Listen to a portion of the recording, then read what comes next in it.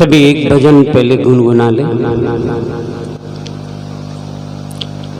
आदमी का क्या है जिस पे सैदा है जहां, एक मिट्टी की इमारत है एक मिट्टी का मकान, खून का गारा है इसमें और ईंटें हड्डियां, चंद श्वासों से खड़ा है ये ख्याली आसमां, मौत की पुरजोर आंधी जब इससे टकराएगी तो देख लेना ये इमारत टूट कर गिर जाएगी।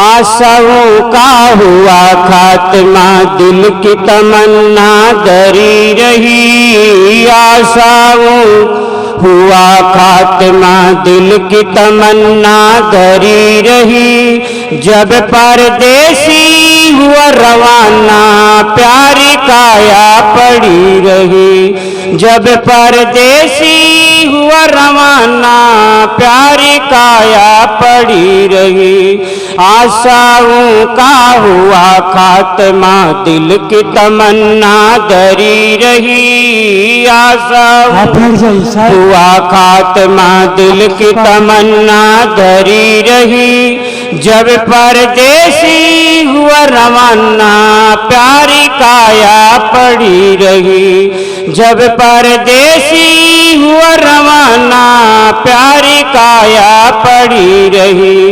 एक पंडित जी अपने गृह में गणित हिसाब लगा, एक पंडित जी अपने गृह में गणित हिसाब लगाते थे, होनहार तेजी मंदी का हाल सभी बतलाते थे, होनहार तेजी मंदी का हाल सभी बतलाते थे, आया समय चला गया ज्योतिष, आया समय चला गया ज्योतिष, कर में पतरी धरी रही, आया समय चला गया ज्योतिष, कर में पतरी धरी रही, जब परदेसी हुआ रवाना प्यारी काया पड़ी रही, जब परदेसी हुआ रवाना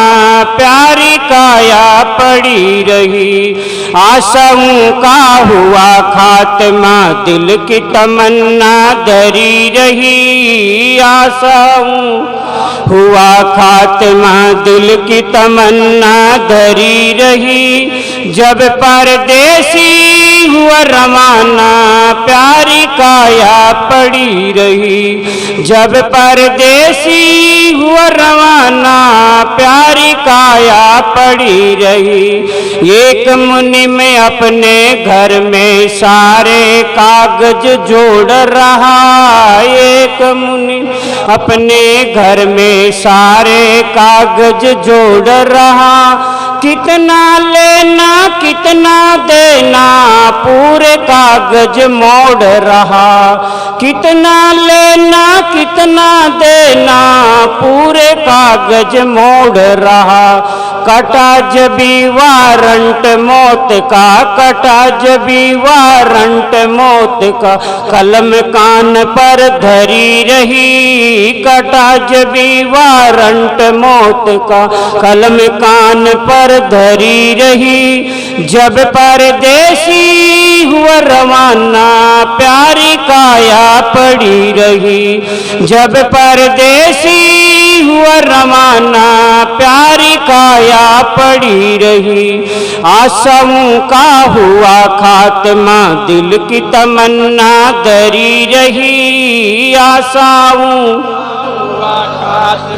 दिल की तमन्ना धरी रही, जब परदेसी हुआ रवाना प्यारी काया पड़ी रही, जब परदेसी हुआ रवाना प्यारी काया पड़ी रही। एक वकील अपने दफ्तर में सोच रहा था अपने दिल, एक वकील अपने दफ्तर में सोच रहा था अपने दिल। फला दफा में बहस करूंगा पॉइंट हमारा बड़ा प्रबल, फला दफा में बहस करूंगा पॉइंट हमारा बड़ा प्रबल। काल बली का लगा तमाचा, काल बली का लगा तमाचा, कल की पेशी धरी रही। काल बली लगा तमाचा, कल की पेशी धरी रही।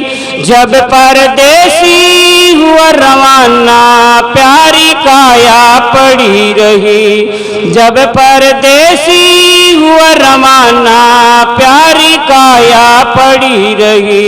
आशाओं का हुआ खात्मा, दिल की तमन्ना धरी रही। आशाओं दिल की तमन्ना धरी रही। जब परदेसी हुआ रवाना प्यारी काया पड़ी रही। जब परदेसी हुआ रवाना प्यारी काया पड़ी रही। एक राजा का इलाज करने डॉक्टर साहब तैयार हुआ। एक राजा इलाज करने डॉक्टर साहब तैयार हुआ। दवा बॉक्स औजार हाथ ले मोटर कार सवार हुआ। दवा बॉक्स औजार हाथ ले मोटर कार सवार हुआ।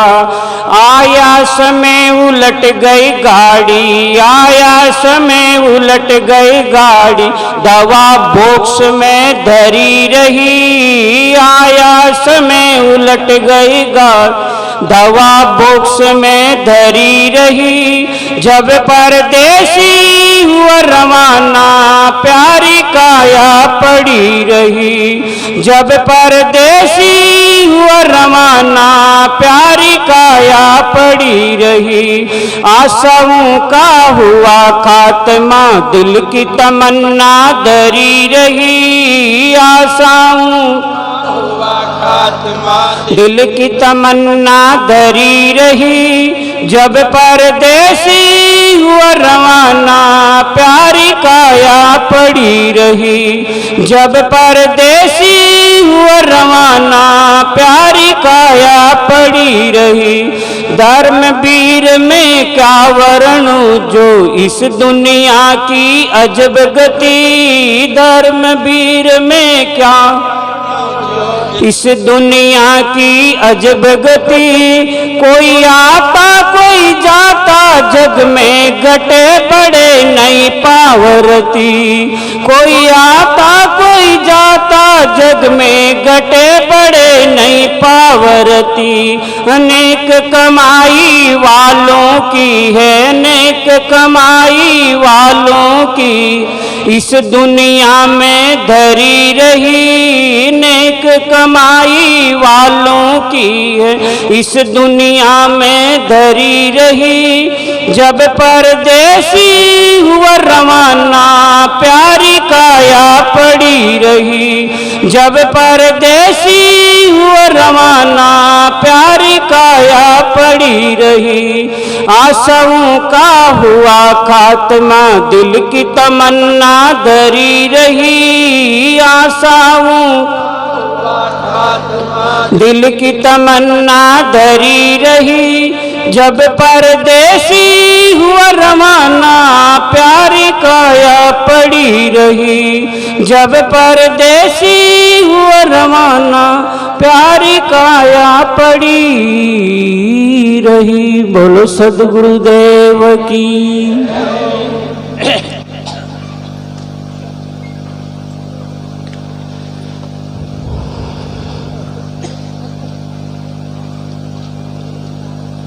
आशाओं का हुआ खात्मा, दिल की तमन्ना धरी रही।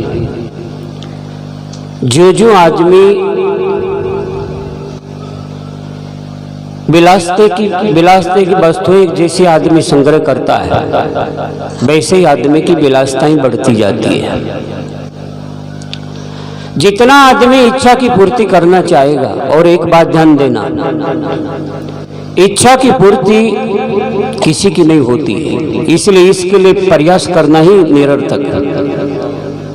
इच्छा की निवृत्ति होती है, और वो होती है ज्ञान से। जब तक आदमी को ज्ञान नहीं होता है, तब तक अपनी इच्छा और अपनी कामनाओं में आदमी भटकता है। एक अर्ध श्लोक में भी आया है, असंगात सुख जायते संगात संजायते कामा। जब कोई भी वस्तु अपने से असंग होती है तो हमें उसमें सुख प्रतीत होता है, और जब वो प्राप्त हो जाती है असंगात सुख जायते।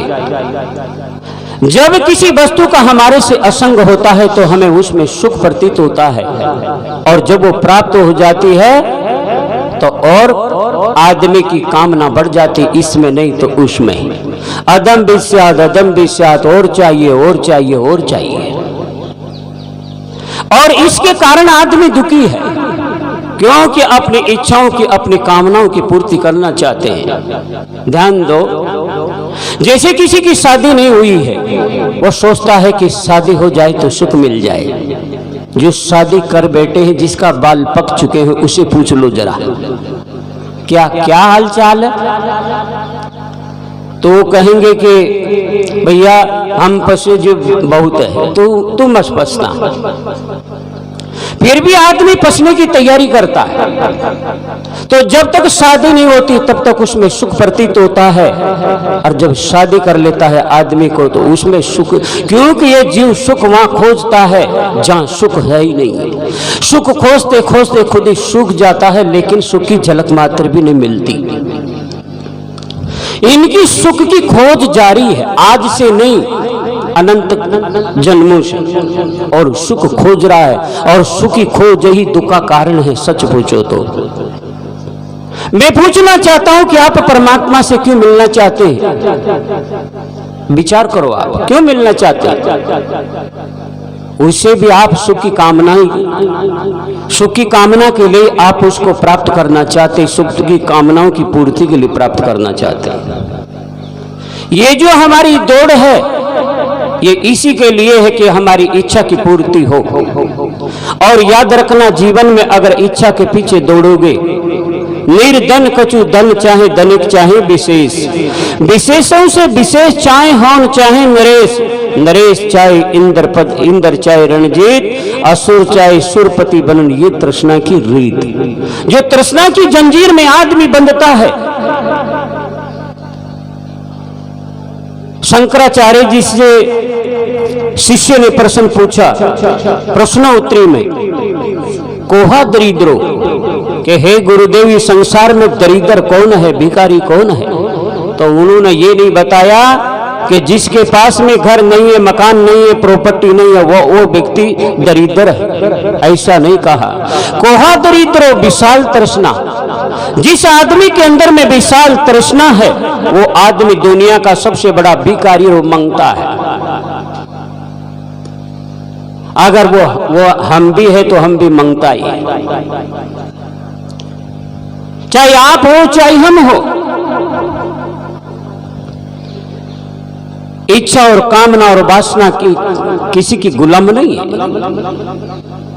वो हमें गुलाम बनाती है, और हम उसकी पूर्ति के लिए निरंतर हम बुरे काम करते चले जाते हैं। और याद रखो, इच्छा की पूर्ति करोगे तो जीवन में और समस्या बढ़ेगी। इच्छा की पूर्ति कभी भी नहीं होती है। मुझे ये एक उदाहरण याद आया, कैसे आदमी दुख खरीदता है, सुख की खोज में कैसे आदमी दुख खरीदता है, और सुख की खोज ही दुख का कारण है। एक लिए जीते तो किसी ऑफिस में नौकरी करते थे, ऑफिस में महिलाएं भी रहती है, आजकल तो बस सब डिपार्ट भरे पड़े। मैं इसका निषेध नहीं करता हूं, मैं वो बात कहना चाहता हूं कि फिसल कैसे जाता है, भटक कैसे जाता है सुख के पीछे। तो किसी महिला में उसका मन फंस गया, शादी पहले थी, अगर शादी में सुख होता तो उसी में सुख मिल जाना चाहिए ना। सोचिए, विचार करिए, उसी में सुख मिल जाता तो दूसरी को लेकर के आ गई घर में। अब दूसरी को लेके आए घर में तो आप जानते कि सोच तो मिट्टी की बुरी होती है। अब जैसे उसको लेके आए तो आपस में घर में खटपट होने लगी, झगड़ा होने लगा। और जैसे झगड़ा होने लगा तो मियाँ जी ने कहा, तुम चाहते क्या हो कि हमें अलग अलग कर दिया जाए?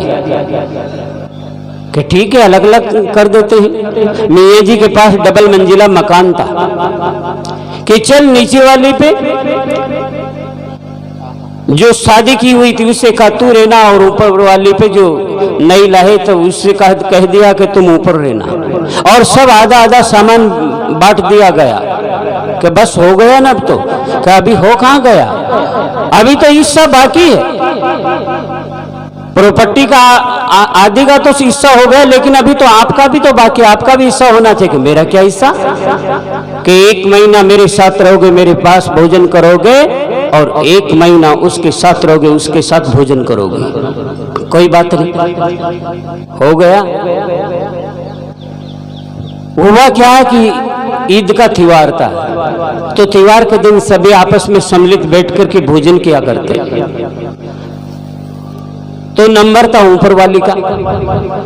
नीचे वाली ने सोचा चलो आज देख प्रयास करते हैं, अगर हमारे घर भोजन कर ले तो जरा लेट आई थी वो।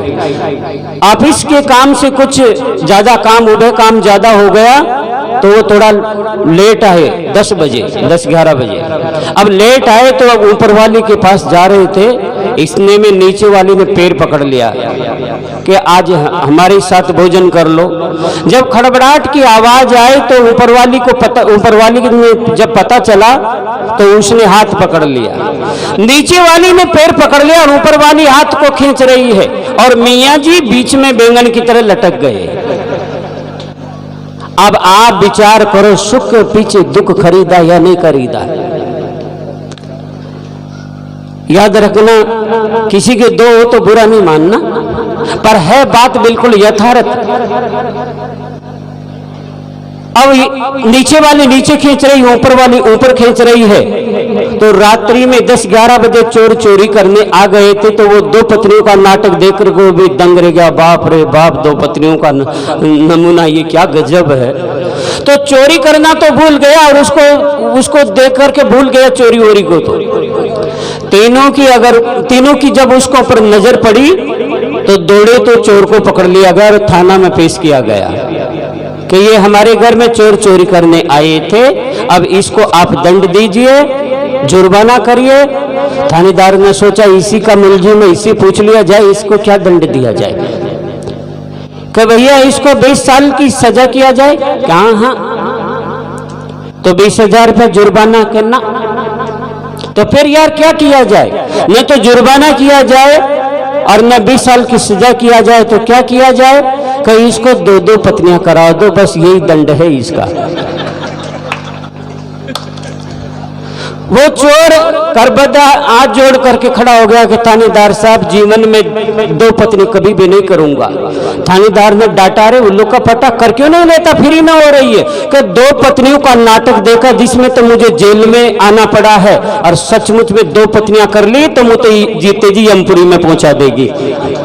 वास्तव में आदमी को अपनी इच्छा और कामना आदमी को दुख देती है, तो सुख की खोज में आदमी दुखड़ा करता है। इसलिए जीवन में अगर सुख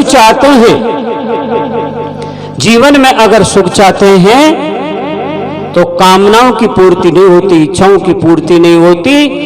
अरे इन गुरुजनों के सानिध्य में आने से हमारे अंदर ज्ञान का प्रादुर्भाव होता है, और जब ज्ञान हो जाता है, इसलिए सदगुरु कबीर साहब ने 205 नंबर साखी में कहा है, तोलो तारा जगमगे जो लो उगे ने सूर, तोलो जीव क्रमवश डोले जोलो ज्ञानन पूर। जब तक इनको पूर्ण ज्ञान नहीं होगा अपने स्वरूप का, तब तक ये भटकता ही रहेगा। जिस प्रकार उदाहरण दिया कि जैसे सूर्य के आगमन होता है तो तारा सब लोप हो जाता है, ऐसे ही जब आदमी को पूर्ण ज्ञान हो जाता है तो हमारी इच्छा और कामनाएं सब लोप हो जाती है। तो जीवन में इच्छा की पूर्ति मत करो, इच्छा की निवृत्ति होती है सत्संग से। मैं इतना ही कह करके मेरी वाणी को विराम दूं।